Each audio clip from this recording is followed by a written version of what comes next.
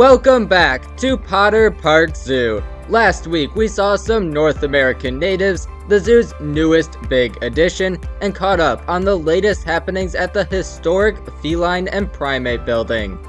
We left off on the primate side of the building, so to begin part 2 of our tour, all we have to do is turn around, where you're met with one of the zoo's largest exhibits, which at one time was split in two, but now all of this belongs to the zoo's family of critically endangered eastern bongos.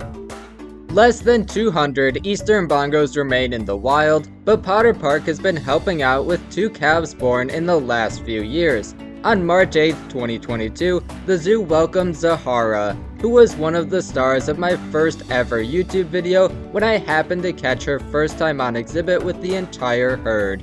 Almost exactly a year later, the zoo welcomed a second baby who was named Maeve in honor of her late father Maverick, who passed away prior to her birth. The 2 young bongos still live with their mother Uzuri, as well as a newly arrived young male named Moose, who joined the herd from Omaha last year. Similar to the okapi, the bongo is a shy, forest-dwelling creature.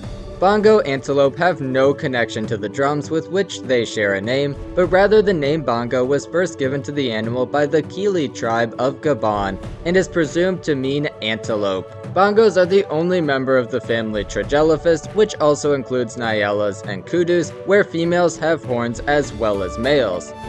The bongos at the zoo also live with Esther, a southern ground hornbill who has called Potter Park home since 2012. Just like here at the zoo, wild ground hornbills are often found walking amongst antelope, zebras, or other African mammals. Backtracking by the lions is a patch of green space that was once the site of the Monkey Island, constructed by the Works Progress Administration in 1936 and later converted into a bighorn sheep exhibit in the 90s, before being removed in 2010. Continuing to the right is another location at the zoo with historical significance. This space was once the zoo's elephant exhibit, constructed in the mid-70s for Bingo, a young Asian elephant. After her passing, the exhibit housed Tombi, an African elephant, for nearly a decade before she was transferred to the Indianapolis Zoo to live with more of her kind, where she is still thriving today. After phasing out elephants, Potter Park did what many a zoo has done since, and replaced them with rhinos. The rhino barn and yards were expanded in 2011, and the same year the zoo welcomed Dopsy, a female from the Sedgwick County Zoo, who you may recall I had the opportunity to meet and feed a few years back. After the passing of her previous mate, she was joined by Phineas, a male from the Caldwell Zoo in Texas in 2017. Like the bongos, the eastern black rhinoceros is critically endangered, so there was much rejoicing when, after nearly 30 years of efforts, Potter Park welcomed their first rhino calf with the birth of Jolly, born on Christmas Eve 2019. I enjoyed watching Jolly grow up before he transferred to the Living Desert Zoo in California, where he will hopefully one day be a father himself. The eastern black rhino is one of 3 living black rhino subspecies, and the one you're most likely to find in an American zoo. Unlike the more gregarious white rhino, black rhinos lead a mostly solitary life, which is why you'll typically find Phineas and Dopsy inhabiting different yards. While black rhino populations have been increasing from 2,500 in the mid-1990s to over 6,000 today, these numbers are still a far cry from the 100,000 black rhinos that remained as recently as the 1960s. Across from the rhinos were the small mammal moats, added shortly after the Monkey Island in 1938, and considered state-of-the-art at the time for presenting animals without the use of caging. They held many kinds of small animals over the years, but over 80 years after their construction, they were no longer considered ideal homes for even these smaller species, so the moats were emptied in preparation for the space to be redeveloped. However, the small mammal moats will live in infamy for me as the first exhibits I ever featured on my channel. The second half of my first tour focused on the small mammal and reptile building, constructed in 1941 as the birdhouse. Like the feline and primate building, I won't go through this building exhibit by exhibit a second time. However, I will provide some updates. The zoo's prolific breeding family of cotton-top tamarins are still as fun to watch as ever. Several tanks have been added to the middle of the room for poison dart frogs, red-eyed tree frogs, and a few turtles. The building's lone bird species, tying it to its more avian-centric past, is now the zoo's trumpeter hornbills, who moved over from the before-mentioned feline and primate building. And, of course, the usual switching around of species that regularly occurs in buildings like these has taken place. Back across the path, next to the rhinos, lives one of the zoo's most special residents, Vinny the king vulture. Being a king vulture makes him special enough, since they are not a species I have seen at many zoos, and because of their wonderfully bizarre and colorful faces.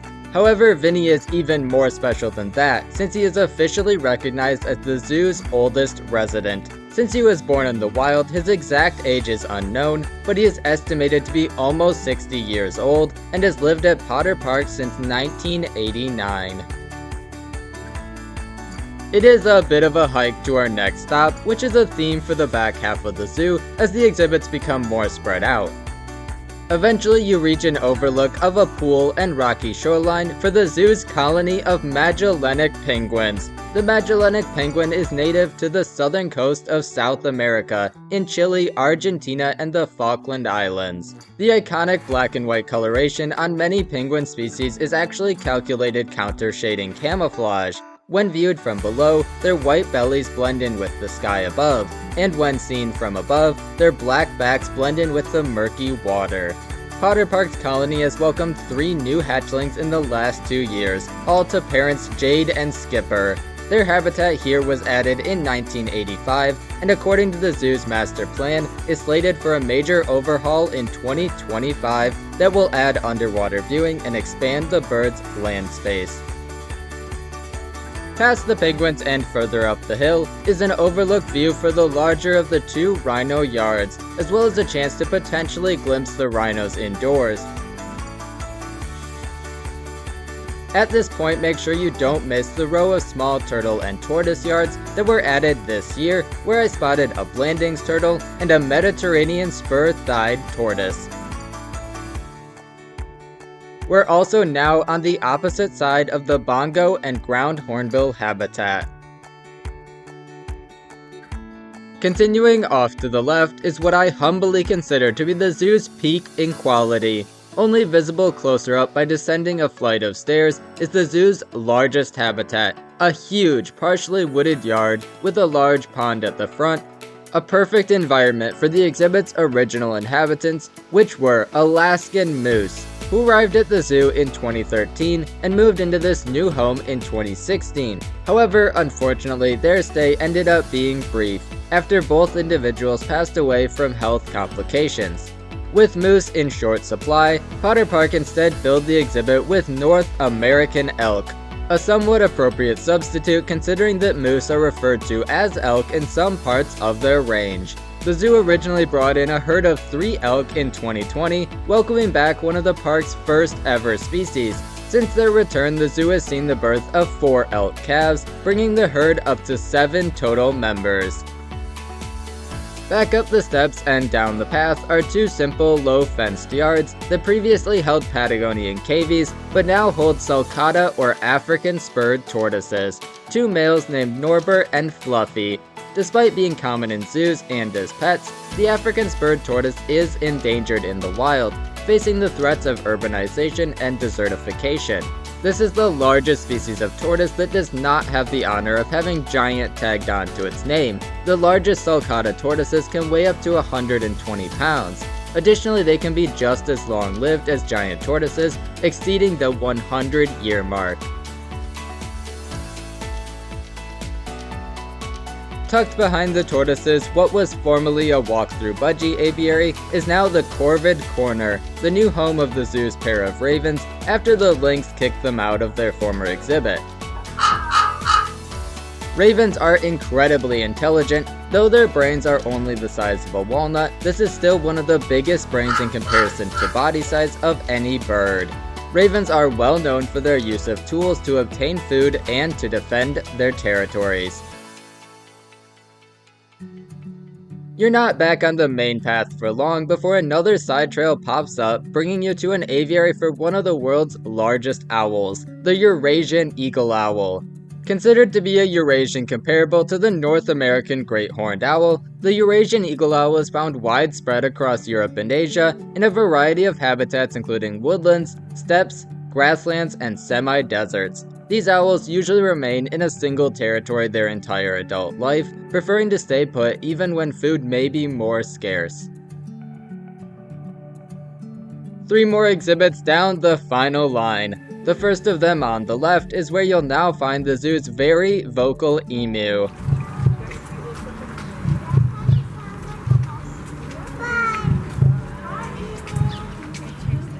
These deep booming or drumming sounds are made by inflating a pouch in the emu's throat. They are usually made during the breeding season and can be heard from over a mile away. Emus have 2 pairs of eyelids, one used for blinking and another for keeping dust out of the eyes.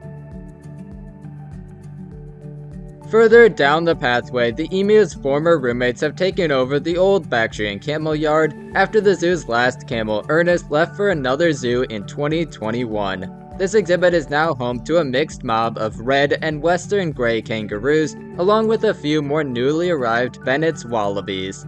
Kangaroos, like most things to come out of Australia, are incredibly unique and peculiar creatures. These largest of the marsupials can be found in huge numbers in Australia, with an estimated population of 50 million. As a comparison, there is an estimated 35 million white-tailed deer in the United States. Kangaroos are the largest animals to rely on hopping as their primary mode of locomotion.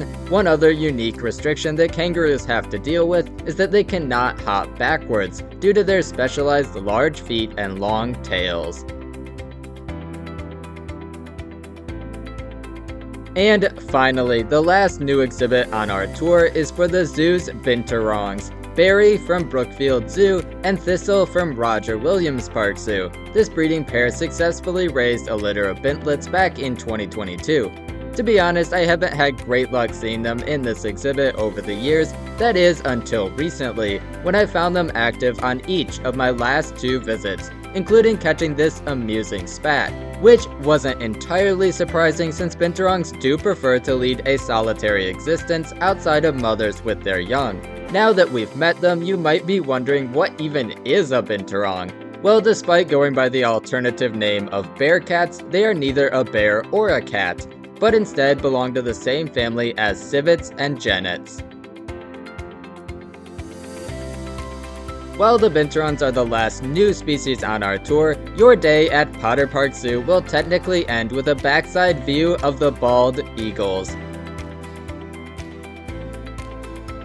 And there you have it, every exhibit and animal Potter Park Zoo has to offer. Thank you for embarking with me on this journey to shed some more light on the present and some of the past of one of Michigan's lesser known zoos. Be sure to leave your thoughts in the comments below, and stay tuned for what will be an exciting month of September for my channel.